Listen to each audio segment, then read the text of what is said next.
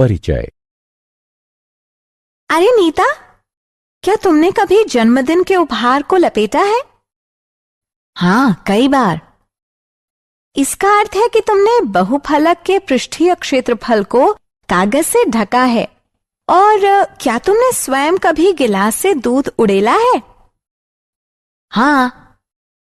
इसका अर्थ है कि तुमने गिलास के आयतन को द्रव से भरा है।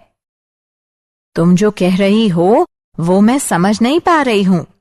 ये पृष्ठीय क्षेत्रफल और आयतन क्या होते हैं? पृष्ठीय क्षेत्रफल ठीक वही होता है जैसा कि सुनने में लग रहा है, किसी त्रिआयामी वस्तु के सभी बाह्य पृष्ठों का क्षेत्रफल। और आयतन किसी त्रिआयामी वस्तु के भीतर के स्थान को कहते हैं। आओ, इस विषय में मैं तुम्हें विस्तार से बताती हूं। इस पाठ में तुम इन दोनों परिकल्पनाओं के संबंध में और अधिक जानोगे। साथ ही ये भी जानोगे कि ठोसों के संयोजन के पृष्ठीय क्षेत्रफल और आयतन की गणना कैसे करते हैं। उद्देश्य। इस पाठ के अंत में आप निम्न करने में सक्षम हो जाएंगे। किन्हीं दो आधारभूत ठोसों जैसे घनाभ, शंकु, बेलन, गोला व अर्धगोला के संयोजन से बनी वस्तु का पृष्ठीय क्षेत्रफल निकालना। किन्हीं दो आधारभूत ठोसों के संयोजन से बनी वस्तु का आयतन निकालना। किसी समवृत्ताकार शंकु के छिन्नक को परिभाषित करना। किसी शंकु के छिन्नक का आयतन ज्ञात करना। किसी शंकु के छिन्नक का वक्र पृष्ठीय क्षेत्रफल ज्ञात करना। किसी शंकु के छिन्नक का कुल पृष्ठीय क्षेत्रफल ज्ञात करना। ठोसों का संयोजन। छात्रों, इन ठोसों को देखिए। ये ठोस दो या अधिक ठोसों से बने हैं। यहां हम स्पष्ट देख सकते हैं कि सर्कस का तंबू शंकु व बेलन का संयोजन होता है। लट्टू अर्धगोले व शंकु का संयोजन होता है और परखनली अर्धगोले व बेलन का संयोजन होती है। इसी प्रकार अपने दैनिक जीवन में हम ऐसी अनेक वस्तुएं देखते हैं, जैसे खिलौने, वाहन, पात्र, औजार इत्यादि, जो दो या अधिक ठोसों का संयोजन होती हैं। आइए उनके पृष्ठीय क्षेत्रफल एवं आयतन ज्ञात करना सीखते हैं। ठोसों के संयोजन का पृष्ठीय क्षेत्रफल। ठोसों के संयोजन से बने ठोस का पृष्ठीय क्षेत्रफल ज्ञात करने के लिए हम उसे छोटे छोटे ठोसों में विभाजित कर देते हैं और फिर प्रत्येक ठोस का वक्र पृष्ठीय क्षेत्रफल ज्ञात करते हैं। फिर उन सब वक्र पृष्ठीय क्षेत्रफलों को जोड़कर संपूर्ण ठोस का पृष्ठीय क्षेत्रफल ज्ञात कर लेते हैं। उदाहरणार्थ, इस खिलौने को देखो। यह खिलौना एक शंकु और एक अर्धगोले का संयोजन है। इस खिलौने का पृष्ठीय क्षेत्रफल ज्ञात करने के लिए हम शंकु एवं अर्धगोले के वक्र पृष्ठीय क्षेत्रफल ज्ञात करेंगे। अथवा हम ये भी कह सकते हैं कि किसी खिलौने का कुल पृष्ठीय क्षेत्रफल शंकु के वक्र पृष्ठीय क्षेत्रफल तथा अर्धगोले के वक्र पृष्ठीय क्षेत्रफल के योग के बराबर होगा। ठोसों के संयोजन से बने ठोस का पृष्ठीय क्षेत्रफल ज्ञात करने के लिए आइए कुछ उदाहरणों को हल करते हैं। उदाहरण, एक ठोस खिलौना एक समवृत्ताकार शंकु द्वारा आच्छादित अर्धगोले के रूप में है। यदि शंकु की ऊंचाई 4 सेंटीमीटर एवं आधार का व्यास 6 सेंटीमीटर है, तो खिलौने का पृष्ठीय क्षेत्रफल ज्ञात कीजिए। आइए इसे हल करते हैं। हमें शंकु की ऊंचाई दी गई है जो कि 4 सेंटीमीटर है और आधार का व्यास 6 सेंटीमीटर है। चूंकि आधार का व्यास 6 सेंटीमीटर है, अतः शंकु की त्रिज्या आर आधार के व्यास की आधी अर्थात 3 सेंटीमीटर होगी। अर्धगोले की त्रिज्या भी 3 सेंटीमीटर है। अब खिलौने का पृष्ठीय क्षेत्रफल ज्ञात करने के लिए हमें शंकु का वक्र पृष्ठीय क्षेत्रफल तथा अर्धगोले का वक्र पृष्ठीय क्षेत्रफल ज्ञात करना होगा। शंकु का वक्र पृष्ठीय क्षेत्रफल पाई आर एल होता है, अतः अब हमें एल त्रियक ऊंचाई का मान ज्ञात करना है। हम जानते हैं कि त्रियक ऊंचाई एल बराबर वर्गमूल एच वर्ग जमा आर वर्ग के होता है, अतः इसकी गणना करने पर हमें 5 सेंटीमीटर प्राप्त होगा। अब पाई आर एवं एल का मान रखने पर हमें 3.14 गुणा 3 गुणा 5 प्राप्त होता है, जो कि 47.1 वर्ग सेंटीमीटर के बराबर है। आइए अब अर्धगोले का वक्र पृष्ठीय क्षेत्रफल ज्ञात करते हैं, जो कि 2 पाई आर का वर्ग। अतः हमें प्राप्त होता है 2 गुणा 3.14 गुणा 3 गुणा 3 बराबर 56.52 वर्ग सेंटीमीटर। अतः खिलौने का कुल पृष्ठीय क्षेत्रफल बराबर शंकु का वक्र पृष्ठीय क्षेत्रफल जमा अर्धगोले का वक्र पृष्ठीय क्षेत्रफल बराबर 47.1 जमा 56.52 बराबर 103.62 वर्ग सेंटीमीटर। इस आकृति को देखिए। ये सजावट के लिए प्रयोग होने वाला ब्लॉक 2 ठोसों से निर्मित है, एक घन एवं एक अर्धगोला। ब्लॉक का आधार 5 सेंटीमीटर कोर वाला एक घन है और उसके ऊपर लगे हुए अर्धगोले का व्यास 4.2 सेंटीमीटर है। ब्लॉक का संपूर्ण पृष्ठीय क्षेत्रफल ज्ञात कीजिए। हल। घन का संपूर्ण पृष्ठीय क्षेत्रफल बराबर 6 गुणा भुजा का वर्ग बराबर 6 गुणा 5 गुणा 5 वर्ग सेंटीमीटर बराबर 150 वर्ग सेंटीमीटर।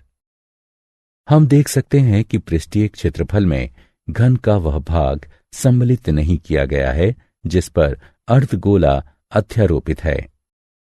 अतः घन का संपूर्ण क्षेत्रफल बराबर घन का संपूर्ण पृष्ठीय क्षेत्रफल घटा अर्धगोले के आधार का क्षेत्रफल जमा अर्धगोले का वक्र पृष्ठीय क्षेत्रफल। सभी के मानों को रखकर और उनकी गणना करने पर हमें 163.86 वर्ग सेंटीमीटर प्राप्त होता है। ठोसों के संयोजन का आयतन। जब हम ठोसों के संयोजन पर दृष्टिपात करते हैं तो क्षमता ज्ञात करने की समस्या उत्पन्न होती है। ऐसे किसी ठोस का आयतन ज्ञात करने के लिए हम उसे छोटे छोटे ठोसों में तोड़ लेते हैं और फिर प्रत्येक ठोस का आयतन ज्ञात करते हैं। फिर प्राप्त आयतनों का योग करके संपूर्ण ठोस का आयतन ज्ञात कर लेते हैं। इस आइसक्रीम कोन को देखिए। यह एक शंकु एवं एक अर्धगोले का संयोजन है। इसका आयतन ज्ञात करने के लिए हम शंकु एवं अर्धगोले के आयतन ज्ञात करेंगे और फिर उन आयतनों का योग कर देंगे। या फिर हम इसको ऐसे भी लिख सकते हैं कि किसी आइसक्रीम कोन का आयतन शंकु व अर्धगोले के आयतनों के योग के बराबर होता है। इस संबंध में और अधिक समझने के लिए आइए एक उदाहरण हल करते हैं। उदाहरण। एक लौह स्तंभ लंब वृत्ताकार बेलन व लंब वृत्ताकार शंकु का संयोजन है। बेलन व शंकु दोनों ही के आधार की त्रिज्या 8 सेंटीमीटर है। बेलनाकार भाग 240 सेंटीमीटर ऊंचा है तथा शंक्वाकार भाग 36 सेंटीमीटर ऊंचा है। स्तंभ का भार ज्ञात कीजिए। यदि 1 घन सेंटीमीटर लोहे का भार 3.9 ग्राम हो। हल, मान लीजिए R बराबर बेलन की त्रिज्या, शंकु की त्रिज्या, H बराबर बेलन की ऊंचाई, H1 बराबर शंकु की ऊंचाई। हम जानते हैं कि स्तंभ का संपूर्ण आयतन बेलन व शंकु के आयतनों के योग के बराबर होता है। अतः संपूर्ण आयतन बराबर पाई आर का वर्ग H जमा 1/3 पाई आर का वर्ग H1 बराबर पाई आर का वर्ग गुणा H जमा 1/3 H1। इसे हल करने से हमें संपूर्ण आयतन प्राप्त हो जाता है, जो कि 50,688 घन सेंटीमीटर है। अब स्तंभ का कुल भार बराबर ठोस का आयतन गुणे भार प्रति घन सेंटीमीटर। यह है 1,97683.2 ग्राम अथवा 197.6832 किलोग्राम होगा। किसी ठोस का एक आकार से दूसरे आकार में रूपांतरण।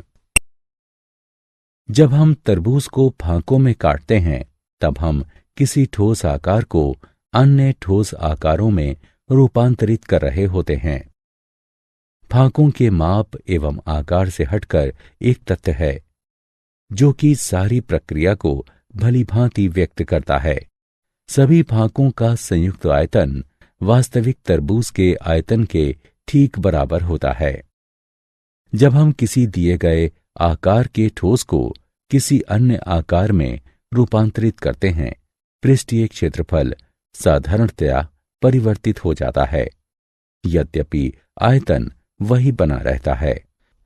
इसी प्रकार ब्रेड को फांकों में काटे जाने के मामले में हम किसी ठोस आकार को किसी अन्य ठोस आकार में रूपांतरित करते हैं।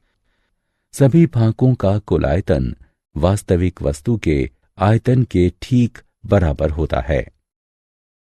उदाहरण, 24 सेंटीमीटर ऊंचाई व 6 सेंटीमीटर आधार त्रिज्या वाला एक शंकु मॉडल बनाने वाली मिट्टी से बना है। एक बच्चा उसे गोले के आकार में परिवर्तित कर देता है। गोले की त्रिज्या ज्ञात कीजिए। हल, हम जानते हैं कि शंकु का आयतन 1/3 पाई आर का वर्ग H होता है। अतः ये 1/3 गुणा पाई गुणा 6 गुणा 6 गुणा 21 घन सेंटीमीटर के। यदि गोले की त्रिज्या R है, तो उसका आयतन 4/3 पाई आर घन होगा। क्योंकि शंकु एवं गोले दोनों ही प्रकार के आकारों में मिट्टी का आयतन समान रहता है, हमारे पास 4/3 गुणे पाई गुणा आर का घन बराबर 1/3 गुणे पाई गुणे 6 गुणे 6 गुणे 24 है, जो कि आर का घन बराबर 3 गुणे 3 गुणे 24 बराबर 3 का घन गुणे 2 का घन है। अतः आर बराबर 3 गुणा 2 बराबर 6। अतः गोले की त्रिज्या 6 सेंटीमीटर होगी। मूल्यांकन। आगे बढ़ने से पूर्व आइए देखते हैं कि आपने कितना सीखा है। सही विकल्प पर क्लिक कीजिए। शंकु का छिन्नक। यदि एक लंब वृत्तीय शंकु उसके आधार के समांतर एक तल द्वारा काटा जाता है, तो काटे जाने वाले तल एवं शंकु के आधार के मध्य का भाग शंकु का छिन्नक कहलाता है। शंकु के छिन्नक के सूत्र नीचे दिए गए हैं। शंकु के छिन्नक का आयतन बराबर 1/3 पाई H R1 का वर्ग जमा R2 का वर्ग जमा R1 R2। शंकु के छिन्नक का वक्र पृष्ठीय क्षेत्रफल बराबर है पाई L गुणा R1 जमा R2 के, जहां L बराबर है वर्गमूल H वर्ग जमा R 1 घटा R2 के वर्ग के।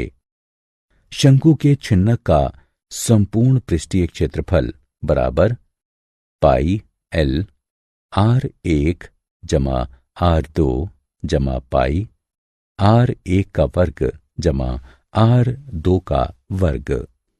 अगले स्क्रीन में हम इन सूत्रों का प्रयोग करके शंकु के छिन्नक का आयतन एवं पृष्ठीय क्षेत्रफल ज्ञात करेंगे। उदाहरण, सामान ले जाने वाली एक बाल्टी लंबवृत्तीय शंकु के छिन्नक के आकार की है, जैसा कि चित्र में दिखाया गया है। बाल्टी का आयतन व संपूर्ण पृष्ठीय क्षेत्रफल ज्ञात कीजिए। हल। हम जानते हैं कि त्रियक ऊंचाई L बराबर वर्गमूल h का वर्ग जमा r का वर्ग, अतः हल करने पर हमें त्रियक ऊंचाई 17 सेंटीमीटर प्राप्त होगी। साथ ही किनारे का पृष्ठीय क्षेत्रफल ये होगा। मान रखने पर हमें किनारे का पृष्ठीय क्षेत्रफल 670 वर्ग सेंटीमीटर प्राप्त होता है, अतः आधार का क्षेत्रफल ये होगा।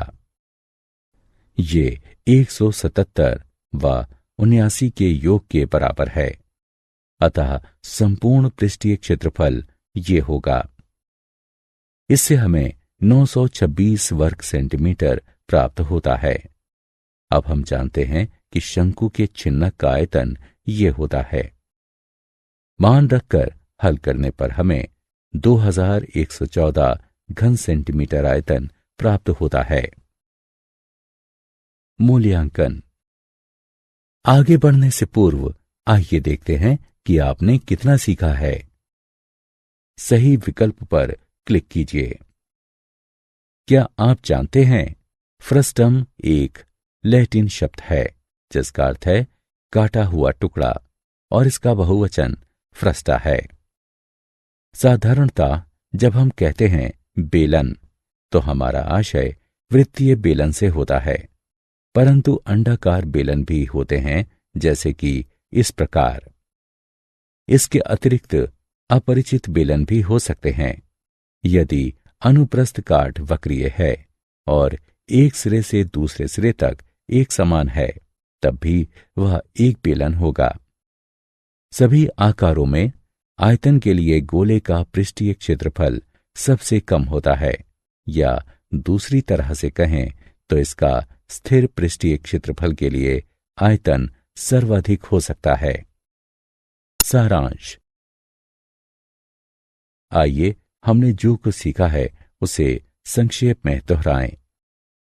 ठोसों के संयोजन से निर्मित ठोस का पृष्ठीय क्षेत्रफल ज्ञात करने के लिए हम उसे छोटे छोटे ठोसों में विभाजित कर देते हैं और फिर प्रत्येक ठोस का वक्र पृष्ठीय क्षेत्रफल ज्ञात करते हैं और फिर उन सब वक्र पृष्ठीय क्षेत्रफलों को जोड़कर संपूर्ण ठोस का पृष्ठीय क्षेत्रफल ज्ञात कर लेते हैं।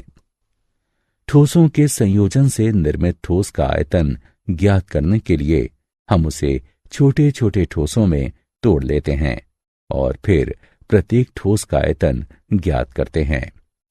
फिर प्राप्त आयतनों का योग करके संपूर्ण ठोस का आयतन ज्ञात कर लेते हैं। एक दिया गया लंब वृत्तीय शंकु यदि आधार के समांतर एक तल द्वारा काटा जाता है तो काटे जाने वाले तल एवं शंकु के आधार के मध्य का भाग शंकु का छिन्नक कहलाता है। शंकु के छिन्नक से संबंधित सूत्र इस प्रकार हैं।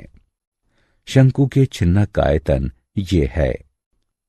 शंकु के छिन्नक का वक्र पृष्ठीय क्षेत्रफल ये है। शंकु के छिन्नक का संपूर्ण पृष्ठीय क्षेत्रफल ये है।